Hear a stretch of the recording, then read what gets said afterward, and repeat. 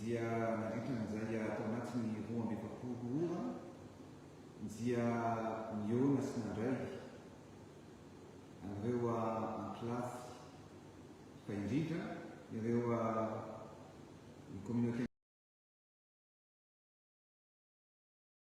ny mpitondra fivavahana ny FFKM mantenako ary ao anatin'izany dia ao anatin'izao olana lalina dia lalina izay atreny firenena izao. Izay no antony tsika tafanamina kongatana androany mba ahafahako mitondra indrindrindra ampahafantatra anareo ny tena atom-pisiny sy ny atom-piaingana izao savoavory sy korotana misy eto amin'ny firenena izao. Tsara fantatsika hoe inona no ny atombohany ary inona no tiana iafarana na inona no tetika izay tiana apetraka ao anatin'izany. Raha tsy hivy aloha ny tantara dia efa fantatra fa tamin'ny 20 ny volana septambra no voalaza fa handeha hamonjy ny fivoriam-be iraisam-pirenena any amin'ny ONU Nations Unies ny tena. Efa hita sy efa tsapan'ny ireo mpanohatra izany. Izay indrindra no nikatsahan'izy ireo hanao ny hetsika izay atao eto amin'ny firenena. Ary ny zavatra misy moa dia mifantatra hoe iza zany no ao ambadika izao ary inona ny tanjona izay eritreretina ataon'izy ireo ao anatin'izao hetsika izay atao izao. Misy ny tetika voalohany moa zany dia ny zavatra misy dia tsotra. Ny voalohany dia misy ny fitakiana nataon'ireo tanora na hoe génération Z.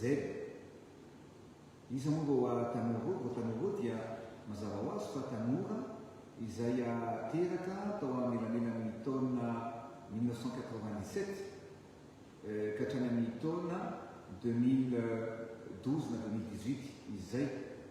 Izany hoe ireo tanora zany no manana an'ilay fougue de jeunesse tsy manaiky ao anatin'izay hoe tena mora hoentina ao anatin'izay hoe révolution, mora hoentina sy ampidirina ao anatin'ny subconscient any hoe tsy fanekena ny zavatra tsy mitondona na eo anivon'ny tokantrano na eo anivon'ny firenena. Ny zavatra misy dia tsotra. Ireo génération Z ireo no nizana napetraka ary indrindra natao ny fomba rehetra an'izy ireo izay hitondra ny hetsika iny. Ny zavatra mitranga hetsika iny nefa dia misy ihany koa ireo mpanao politika izay nanarahoatra ny ketrika ary indrindra mihevitra nametraka ny resaka hoe fanonganam-panjakana mihitsy.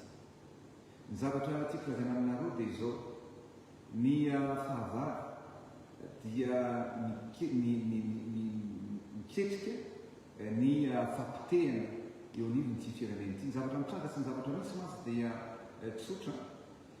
Ny fahavalontsika dia tratra ny atao hoe cyber attaque i Madagasikara ankehitriny.